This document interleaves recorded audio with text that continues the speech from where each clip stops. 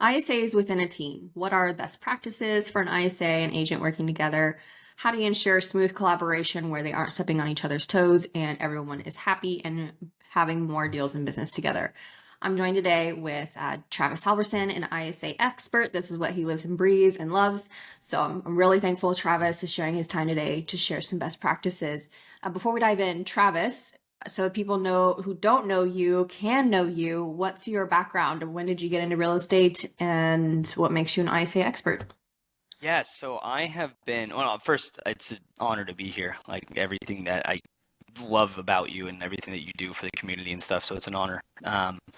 But yeah, I've been an ISA for 7 years, inside real estate. I mean, I would say I've been an actual inside sales agent for all industries just because I have a background from like DirecTV and AT&T. That's all I did also since like I was probably like 19. 33 now, so it's just something I've always loved to do. Taking phone calls, talking to people, enjoying every new conversation that I can bring in. But yeah, it's been a journey for sure. Started out with ISA, like just a normal ISA as an ISA for a team out in Idaho. They did about 280 million a year. And then just grew my way up into moving out to Myrtle Beach, working with Open Ocean, and then just getting more involved with John Sheplack and Preston Guyton. So yeah, it's been a journey for sure, but definitely over 10 years in inside sales. Yeah, for sure. Well, and you first started out outside of the industry, right? You did Yeah, sales for a yeah, different industry. direct TV. I used to travel a lot. I lived in Costa Rica and El Salvador for like about a year and a half, almost 2 years, and opened up call centers over there to do inside sales. So really made sure met a lot of people that really enjoyed what they did. Got to teach them how to take phone calls, have conversations. So it's been my background for a long time. I never thought this would be what it would be like turn into or like what my life would turn into. Just Hmm. being in the call center, people always dog on call center environments, which I mean I definitely understand because some of the conversations you have are not very enjoyable. But yeah, I mean it's definitely taken off, and I love every second of my life for sure. So That's so awesome to hear. Yeah, I'm excited to see what you continue to build. So let's start from like the very beginning of a brand new lead. mhm. Based on your experience, what's best practice? Who should contact the lead? Both the ISA and the agent, or just the ISA? So honestly, this has changed actually, like just in my opinion recently. Back when the market was hot and like everything was just running smooth and ISA departments were more common, I'd always say if you have a good strong ISA, you want to send the lead to the ISA first. Like if you have an abundance of leads, like your database is really large, it should always go to the ISA first. Just because if it's too many leads for an agent, that's just going to be overwhelming for the agent to take on more leads, and then they just end up getting neglected, things like that. But recently making a switch into like more of the money time pond system, like that Chris Snow always talks about.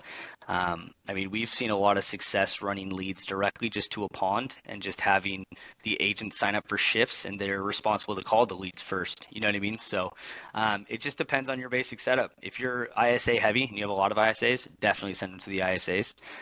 But if you have not a lot of leads and you're agent heavy and your ISAs aren't necessarily the strongest, you really just want to have them as your backup. So there's only two ways you can take it. But right now in the market that we're in, we've seen a lot of success running leads just to a pond and have agents sign up for it. So then let's say that scenario where leads go to a pond and agents call. How Yep. does the ISA's role fit into the team at that point? Yeah, so what usually happens is for the first 10 days, leads will just sit into like a pond and have agents will call it for the first 10 days. And then the ISAs usually pick it up after 10 days, just because on day 10, it will be kicked out to like a 30-day pond or like a shark tank of some sort. And then agents will just no longer, because that's usually too long for an agent to continue following up with it. They'll start just not ever calling those leads again. That's when the agents, ISAs can really come in. And then it's really nice because the ISAs come in with a whole different phone number, whole different email, you know what I mean? Different times that they're actually calling the lead. So there's just a better chance that you're getting a hold of the lead. And we just see a lot of success with that now. Yeah, yeah, for sure. So is there a difference then? Let's say an ISA calls first instead of an agent. Is there a difference in either scenario where, in terms of like what you expect or recommend frequency for calling? Do you have different expectations for ISAs versus agents, or is it equivalent? A lot of times it's really, it just depends because I mean, realistically, as an ISA, you're calling every day for 10 days straight. I mean, I don't really get too crazy about like you need a double tap, triple tap, especially if they're just in their first 10 days. You know what I mean? A lot of the times these are PPC leads, so very top of funnel leads that don't necessarily want to buy tomorrow. If they wanted to buy tomorrow, they probably would have gone to Zillow or somewhere else. You know what I mean? They would have Hmm. gone to one of those other portals. But if you don't get a hold of them and like you're calling them all the time, and it's like it's safe to say don't exhaust the lead by getting them annoyed. You know what I mean? So we say the same thing to agents as well. If you're going to call a lead, and don't leave a voicemail. You know what I mean? If you're going to call a new lead right now, like don't send a text message with your name and your company number, just because like we don't want them to get 10 days into the database and then all of a sudden they see that same name and that same number from different numbers, but the same company name. It just causes for a lot of friction, and we try to avoid that as much as possible. But yeah, we really just say call it once per day for 10 days straight and then just kick it out and let someone else take us another stab at it. And then what happens after the 10 days? Do you have recommended frequencies there? Yeah, so I mean, I always recommend that if you're not getting a hold of them for the first 10 days, honestly, don't go from a 10 days of pain into like a 20 days of pain. You know what I mean? Like don't just keep adding on more pain. You know what I mean? Like if you didn't get a hold of them and you did, you know what I mean, call, text, email every day for 10 days straight. If you didn't get a hold of them that time, I usually say wait about 20 days to take another stab at it. Like I would usually do creation date after 30 days and then try it again with just a simple text message from a different number that they've never seen before, asking them something very surface level that you can get them to reply to, because you can't overcome an objection if you don't even ever get them to reply, right? So like Hmm. just getting some sort of response from them is better than what you've not gotten for the last 30 days. So I always just recommend kind of don't exhaust the lead, give them some time to breathe and don't overwhelm them because they'll revisit it in the future if they really want to. You just have to make sure that you haven't burned that like relationship with them yet. Yeah, something I was just reminded of was something that you shared. I think it was in Arizona at the Follow Up Boss Arizona Mastermind that you had actually successfully converted a lot of leads. I think maybe even the majority of your leads, not even through a phone call. Is that still the case today?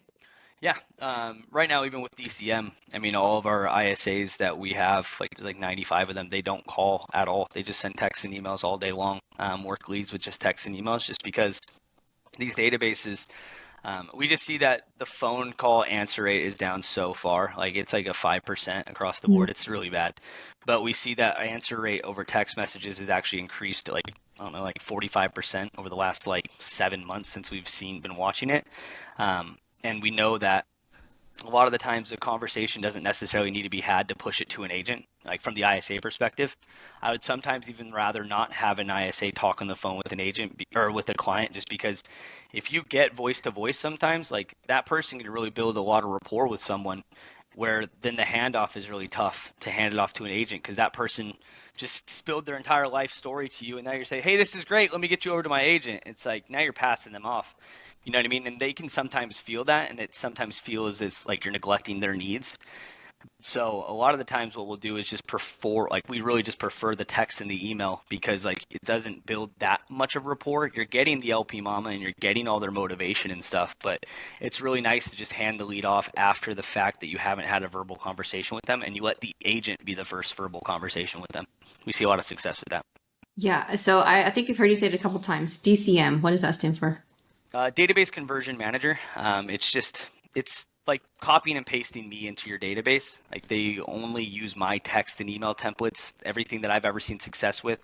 I mean, I think it was 2023. I closed over 110 units, and I think about 87 of them came from just text and email. I never once had to get on the phone with them. The other leads that I closed were a lot of call-ins. You know what I Mhm. mean? Like Google LSA, like just all of that stuff. So it was kind of just skewed in the sense, but I would say a lot of my outbound reach all came from text and email templates that we use. So we just push them for the ISA or the DCM to run those. But on top of it, we believe that like an ISA can be much more than just an ISA. They can be a database manager as well. You know what I mean? They can really keep the quality of life of the ISA position, like the whole database itself, like making sure that action plans and automations are getting like the response rate that they need, or if they need to change a template because it's getting flagged by the phone carrier, they can go in and change it. You know what I mean? Not just sitting at a desk smiling and dialing and hoping they get an appointment today. It's like there's a lot of other things that can be done in the database besides just setting up opportunities. So you mentioned text templates. Are your ISA sending these texts manually? Are you using an automated system or a combination of both? Yeah, we require everybody to have Texting Betty in our system, at least with DCM. We have a really good relationship with Andre, so we really push everybody to get Texting Betty just because at the level that we're doing it, I mean, it's been 7 months. We've probably sent over 11 million texts and emails, you know what I mean, so far this year. And to do that, in order to do that without getting flagged by Follow Up Boss, respectfully, we have to go with outside service, which would be Texting Betty, just because it allows us to really manipulate the system to make sure we're talking to everybody at scale. So, yeah, it's been working out really, really, really well. That's good. So let's talk about handoff. If an ISA is taking the lead initially or after the 10 days, what are the different scenarios where you say, ISA, you keep nurturing the lead versus, okay, now it's time for you to hand it off to the agent? Yeah, a lot of the times what we'll make sure is that they are ready, willing, and able within the next 90 days. So we make sure that they hit a certain number of like points that we want them to. Like just you've heard the LP Mama before, like location, price, motivation, mortgage agent, all of that jazz. But we also want to make sure that it's like just because someone gives us a response of number one that they want to do this soon, I want to ask more questions, right? Like a lot of the times that's exciting, but if they don't respond to my second follow-up text message or my follow-up email, it's like how real might they not be? You know what I mean? Like I want to make sure that I can ask more questions. But yeah, anything within 90 days, that's really the standard we want to push them to. But if there is some sort of like specific situation that pops up or they ask some crazy question that literally only an agent should be allowed to answer, like we'll make sure to bring the agent in. And a lot of the times what we do is we'll just do a group text just to make sure that we can have the full circle and just close them in to make sure that the agent saw the text message, the client saw the text message, and we can keep track of the conversation going forward as well. So in case we ever have to jump back in. So if it's within 90 days, what is the ISA's goal? Is the ISA's goal just to hand off to the agent and do like a live transfer, or is it to set an appointment, or both? So as of right now, we don't say appointment just because sometimes it won't necessarily be an appointment. If someone wants to go see a house today at 5, like yeah, we put it on the calendar and set an actual appointment. Like that's the goal. But if we notify that or we realize that someone is an opportunity, that's why I like using opportunity a lot, is just because this is someone that was in the deepest depths of your database that you never knew existed, that if you were to call the database right now, you probably never would have found. So I'm going to put this person in front of you to give you a better chance at converting a lead than you would have otherwise. So we just say it as an opportunity. They've been fully LP Mama, but we put them in front of them to say, hey, just so full transparency, I'm the assistant to Elena, and I'll make sure that you're taken care of. I'm going to bring you into a group text so that we can set you up for success. And if you ever need anything from me, I'm always here. She'll be reaching out with a text message here soon. So like we always just make sure that we bring people together like that. So let's say so there's a lot of chatter in groups about all of the changes with commissions for buyer Oh yeah. agents, and a common thread I see is I don't know if it's per brokerage or per state, but I know that some people say they have to get some type of buyer representation agreement Oh yeah. signed. And some people are just doing like one-time property showings. I think Zilla's been doing something Like a similar. It has, real time touring or something like that. Is that what that is? I'm not sure what it is, There's but yeah, it's like a yeah. just basically for this one property to Yeah. show it. You agree if you want to buy it that you So pay crazy. There's so many changes coming. It's commission. going to be wild. Yeah. So are any of your agents or teams having to change their operating procedures with their ISAs to say, oh, you want to see a property? Cool. Well, we need you to sign this first to see it, or how is that Yeah, a going? lot of the times what we try and do is make it so that the agent has that conversation. I'd say the agent is much more qualified to have that because they've gone through all the training, all the courses that their brokerages make them go through. A lot of the times the ISAs don't really get that training or get that sort of they don't get that sort of feedback from the brokers to tell them, hey, you need to make sure that this is happening. I would say a lot of ISAs don't really necessarily know what's coming, just because a lot of the times the ISA positions looked at as like the stepping stone into real estate. You know what I mean? It's like, oh, they're not really gonna have to worry about that. If anybody wants to see a house, just send it to an agent. But I mean, for the ISAs that are really trying to get into that, I mean, me as an ISA, I used to try and push for the buyer's rep just because that was me 4 years ago because we were in a big kick to have buyer's representation. So my goal was always to try and get it signed before they ever even got to the agent. And I've been able to do that a couple times, but like sometimes if I'm not able to build a good enough relationship, I would much rather have the agent have that conversation, just because, like I said, the agents are much more qualified to talk to them about that and what everything that it entails. So, just from legal standards, like we try to just avoid that at all costs, just to make sure that agents Hmm. can have that Hmm. conversation. Yeah, for sure. Yeah, it has to, and in some states it has to be a Oh yeah, licensed real estate agent to have these oh yeah, conversations. Yeah, exactly. like in Texas, where I Yeah, that's am. why we always tell people too. Is like as an ISA, it's like I mean I always push for ISAs to be licensed. I've been licensed for like the last Mhm. 7 years. You know what I mean? So it's like to have those types of conversations, like you should always be licensed, and every ISA should be licensed because you never want that feeling hanging over your head of like, am I saying the right thing? Am I allowed to say this? I don't know if I'm allowed to say this. You know what I mean? So I always push for people to do that. What about scripts? Do the teams you work with, do they develop their own scripts or do you create them for them? So do you say do we create them for them? Uh-huh, Yeah, yeah. so yeah, a lot of the times we'll just use our scripts, like me and Nikki. I don't think you've ever met Nikki Pice before, but yeah, so she is a language wizard. You know what I mean? Like her master's in like language, or she went to college for it, and that was all she ever did. But she comes up with these crazy scripts and these crazy templates that we really push into play and like really do a lot of A/B testing. So we make sure that a lot of that stuff is implemented across the board, but we try our best to just make it so it's so conversational heavy that like it doesn't need to sound always transactional. But yeah, a lot of our templates will just push into people's database or give agents the scripts as well of what they need to do. There's a difference between the ISA scripting and then the agent scripting, but they both sides need scripting for sure. And a lot of the times it's easier just to give people something as opposed to hoping that they can come up with it themselves. As bad as that sounds, but I'd Mm-hmm. rather it come Yeah. from me Yeah, that's because always dangerous. I'd rather it be something we've given them as opposed to them not sure what to say. Yeah. Going back to like an ISA would take over after 10 days, how long do you recommend an ISA keeps trying till if the leash is not is non-responsive, isn't engaging with anything, how long should an ISA keep trying? Yeah, so we usually say about after, I mean, me personally, I've always done day one, day two, so a text and an email, and then I've always done text and an email on a day three. So with that, that's 4 attempts. And then a text and an email 5, 6, and then call 3 times, so nine touches before I consider that lead not gonna do anything with me. You know what I mean? If you're still trying to reach out to them after the fact, then it's kind of be a waste of your time, and there's better other opportunities in your database where your time is better spent. You know what I mean? So but I always tell Hmm. people to have their own system. You know what I mean? Like you should always treat every lead as if they're the same until you get into a conversation with them. If you get them on the phone, obviously treat them as if they're an individual. But every lead, every name, number, and email in my database is getting the same amount of touches, same amount of like text, emails, phone calls. They're getting the exact same stuff. If you're on a lead and you look at it and you're on it for more than 20 seconds before you even actually act on it, you're on the lead for far too long. Like it's just a waste of time. Mm-hmm. Let's talk about accountability.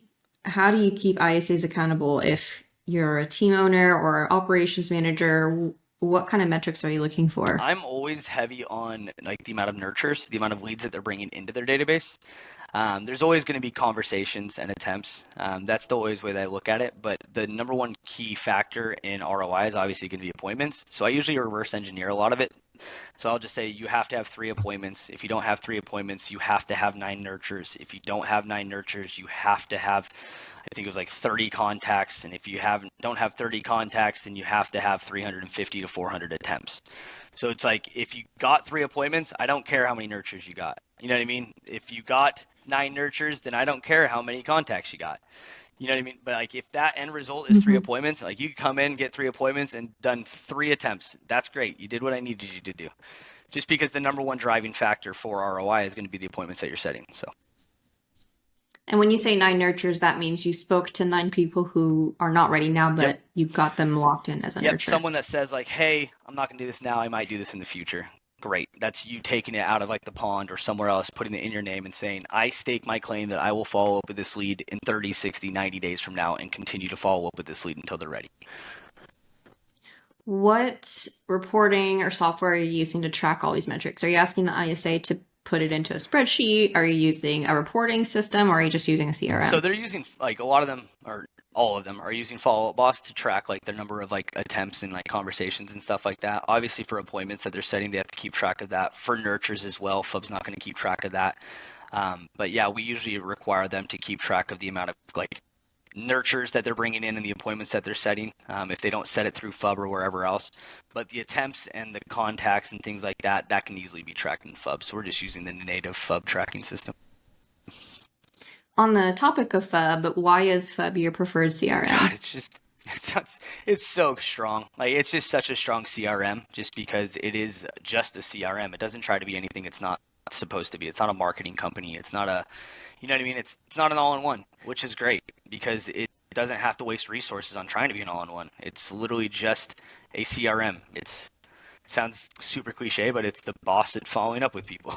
It's like it's what its name really means something. With a And name. that's why people a lot of the time struggle is because Follow Up Boss actually can be whatever you want it to be. Like you can customize it however much you want, which is actually sometimes a downfall. So if you just simplify FUB, what it is just a system to keep track of your people and use it appropriately to follow up with them, you will crush it. That's great. How important is speed to lead today? Speed to lead today is always going to be huge. Obviously, with how people are selling leads to each other and leads are registering on so many different websites, speed to lead is always going to be massive. But my biggest thing is speed to response now. I say it a lot more is speed to response is actually just so crucial for people. Because if a lead responds to you, I mean, it doesn't matter how fast you text the lead. If that lead doesn't respond back to you, that's one thing. But if say that lead responds back to you and you're not paying attention, and then it goes 30 minutes later and you finally respond, that person's already having a conversation with someone else. You know what I mean? So I always say you have to respond within 5 minutes. It doesn't matter when, like, because there's so many automations and so many auto texts and auto emails that are going out. Like, it's really Mm-hmm. easy to just let things be on autopilot. But if you don't respond within 5 minutes, then they definitely know it's on autopilot. You know what I mean? They definitely know they're talking to some sort of system. But if you can respond within 5 minutes and have a human connection, so speed to response and speed to relationship for sure, my two big standards right now. Speed to lead is great, but you can automate a lot of that. Yeah, so in order to maintain speed to response, that can be really tricky for an individual to do. Have you ever worked with teams who work out of a team inbox instead, where it's kind of like shared efforts to respond back? I actually haven't worked with a team that's trying to do something like that, which I think is huge. Just because a lot of the time, well, at least for me, the teams that I work with usually just have us to do that. So a lot of the times we can make sure that our DCM is responding within 5 minutes for sure. But like the teams that don't have like some sort of inside sales or anything like that, like I haven't come across that, but I think that would be huge for teams to actually utilize because if a lead is getting automated text and email and it's everybody's job, I would make sure that it's everybody's job to keep track of that. My only big concern though is if it's everybody's job, it's nobody's job. So it's just one of those things where it's like, Everyone goes, oh, someone else yeah, take care of exactly. It's it. like, oh, I saw it come through, but I thought so and so was gonna text it. It's like, but so and so thought so and so was gonna text it. You know what I mean? It's tough sometimes. That's why it's always got to be like on shifts. You know what I mean? Yeah, I just came across that last week. We saw that someone had called just out of the blue, called our team inbox number that I found online and said, hey, we want to work with you. And then no one saw it. I'm not Oh a part of that team no. inbox. 2 days later, they called again and they said, hey, I still want to work with you. And I'm like, oh no. And our admin caught it. She said, why didn't anyone call back? Oh, I thought it was so and so's job. No, I thought it was your job. And I was like, oh no, we got to go over this again. Yeah, we see that a lot. Just from like before we come into play, like we'll see, like we'll go through the database before they turn into like a client or something. We'll look at like some of the responses and stuff, and like, and they'll show them like this is why you need an ISA. Like this is why you guys are needing some sort of support because your agents are busy, and it can't be the agent's job, especially if every single one of them was on a showing. Like whose responsibility is it going to be? You need someone that's going to be a staple. Their job from 8 to 5 is they're going to respond and make sure that things are being taken care of in an appropriate time frame. So. Am I right in assuming that the majority of responses you get are from the texting drips? Yeah, for sure. Oh yeah. Yeah. I would say And texting is really how, heavy right now. yeah, and so I would assume those go to the Follow Up Boss inbox. How is the DCM being notified about those texts so that they can respond Well, immediately? so right now what they're doing is they're going through like with we're using the texting buddy integrated inboxes now. So a lot of the times it'll be based off of like a TB inbox reply. Like we'll just set up an inbox for them. So a lot of the times they'll just get notified. We make sure that their computer has their notifications turned on. So if someone pings them, it pops up automatically and tells them. But yeah, it definitely goes to their inbox. Cool part about texting buddy, it tags them with texting buddy engaged. So it's always populating that smart list as well. Mhm. So there's a lot of different ways to make sure that you can see it within 5 minutes. That's great. And so when you say desktop notifications, you're talking about specifically like the browser Yep. notifications that come across the In screen. FUB, yeah, for sure. So like right now, I'm in some random follow boss account. I don't know who, so I'm just getting constant notifications right now on my FUB saying like, "Oh yeah, it's not looking right now," or "Hey, we want to go see this." And I'm just like, I don't know what account I'm in, but okay, it's working, so that's great. That's Yeah. great. Well, let's shift gears a little bit because I know that morale can fall really quickly with an Oh yeah. ISA or agents when they're just calling and no responses, or when they do finally get someone on the phone, they're negative and they're like, "Why are you calling me? Leave me alone." So, how do you change someone's mindset to more of like an abundance mindset? How do you adopt an abundance mindset when approaching lead generation and calling leads? Yeah, I usually tell them to gamify the system, like really look at, like count how many no's you got before you got a yes. You know what I mean? And just keep track of that number. Like, be like, oh my gosh, I'm 20 no's in, but I know on number 25 is when I get my yes. You know what I mean? So really focusing on Okay. that because it's huge and it is, you're going to get a lot of no's. And I tell people, go for no. Like, you need to go for no because if you get no, you get better at overcoming objections. Someone tells you you're not interested now. It's like, oh, okay, if you don't mind me asking, are you not interested because, I don't know, you found what you were looking for or you're just placing it on the back burner? You know what I mean? Just asking just basic questions like that and really getting people to open up. But it makes you really good at what you're doing the more no's you get. You know what I mean? You have to get Yeah. creative that way. And then the goal is like, say it took me 35 no's this time. I want to see if I can get it to 30 no's this next time. You know what I mean? I want to see how many no's I can get before I can get it down to a good science. Like I want a good standard of it only takes me 10 no's before I'm getting an appointment now. That's how good I'm getting. Yeah, I had never thought of that before. I heard that, so that's really cool. You can go, okay, tick another one. Just that was no number Yeah, five. exactly. I've got until 10. Let's okay, just I'm one more no closer to a Exactly. yes. I love Yeah. that. That's a good mindset to have sometimes. So I know that a lot of your focus is on PPC. Do you recommend teams generate leads outside of PPC, or do you say PPC is the best? I would always say, it's just in my opinion, it's usually the cheapest cost per lead for sure, just because I know other sources cost a lot. You always want to go with something that is going to be proven. You know what I mean? Like something that is proven to work. And like there's a lot of lead sources out there that are technically proven to work, but then there's a lot of the shiny object, like, look at this new lead source. Like, let's give this a shot. I was told that it does this. You know what I mean? That's always tough for sure. So a lot of the times what will really happen is making sure that you guys do a lot of research on what lead sources you're going to get. But I mean, to me personally, PPC leads are just great because it's just a name, a number, and an email, and it's my job to figure out how I can become their best friend. Like that's just what I always tell people. They're the easiest lead source because they just clicked on a link and they all of a sudden they're in my database. I mean, if they don't respond to me, that's fine. I'll talk to them in the future. But if they do respond to me, a lot of times it's just looking or not interested, which is great because then I can take a different stab at it. You know what I mean? It's always fun, but a lot of the times, I mean, and this is why I prefer those types of leads over like, you know what I mean, Realtor or Zillow, just Hmm. because a lot of the times those leads will come in and they want to go see a house, then they go see that house, and then you never hear from them again. You know what I mean? It's a luck factor when it comes to a lot of leads and just lead sources. But the thing is with PPC leads, they're the cheapest lead source, and it's just I can make anything. I can make a PPC lead turn into a Zillow lead if I really wanted to, depending on the conversation I have. So I just look at it Hmm. differently. So Yeah. I know that PPC is one of the cheapest, but it can also be the longest waiting game. What's the average time frame of PPC lead? Is it like 6 months, a year, 2 years? yeah, so I mean, last time I checked my numbers just over the PPC leads that I had, on average, it was 12 to 13 months before I even set an appointment with them. And then it was 53 days before it went to contract and then 30 days to close. So, I mean, a lot of times 12 to 13 months before you even have like a good, meaningful conversation enough to put it into an appointment.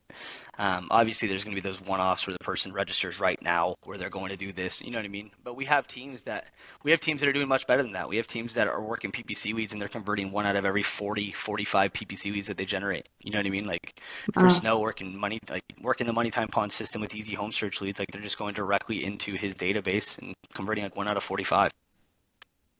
that's Yeah. great. Besides a CRM, an agent, lead generation, drips, email drips, text drips, are you using any other sorts of technology, or you recommend people use other social technology to nurture them, whether it's like remarketing ads at that point or some other type of nurturing tool? Yeah, I mean, I would say, I mean, realistically, I mean, I try not to overcomplicate a lot of it. It's just communication. You know what I mean? Text and email templates to really keep people coming back. We definitely use whatever IDX the client has and just making sure that they're coming back to the website, keeping track of like their last visit and stuff. But I do know things like YLOPO is really good with their remarketing, retargeting. So like we definitely use that to our advantage as well to make sure it's like, hey, start putting things in there. You want to keep track of how many leads are coming back to your website every single day. Like that's something that's necessary for sure, because if they're browsing on your website, that's awesome. But if they're said they're looking and that they've been browsing and you see the last time that they visited your website was like 6 months ago, that means they're browsing someone else's website, which is probably not for the best. Mm. So that's something we need to really focus on. Yeah. Final question for you. You've mentioned the name Easy Home Search. What is Easy Home Yeah, Search? so Easy Home Search is in the process of turning into a national portal. It's a lead source that Preston has just spent his entire, I would say, probably life generating, trying to turn this thing into something amazing, something huge. Started it back in 2019, back when he was generating leads for a mortgage company. It's insane. You know what I mean? We're going to be in 95% of the MLSs in the nation in about within the next year. You know what I mean? And it's just making sure that we can generate leads for teams, big teams. You know what I mean? So like we really focus on exclusivity. We're not just accepting anybody. Like it has to be a good fit or the right fit. So like we interview the team to see if they're capable of handling these leads. They allow me or Nikki to go into their database before we start sending them leads to make sure that it's set up appropriately, that like they're going to be able to handle this sort of thing, and really making sure that some of that stuff. So it's leads generated by agents, you know what I mean? People that have been in the industry, people that care about the industry, making sure that we're not just going to be another lead source. We're going to make sure that you have every single tool that sets you up for success and really make sure that that's going to happen. If someone watching this is just feeling a bit overwhelmed about their ISAs and they say, well, that's great that you want to implement all of these expectations and systems, I just don't have the time or energy to do it. Is that part of what Easy Home Search helps teams do? Yeah, I mean, we'll always have a conversation.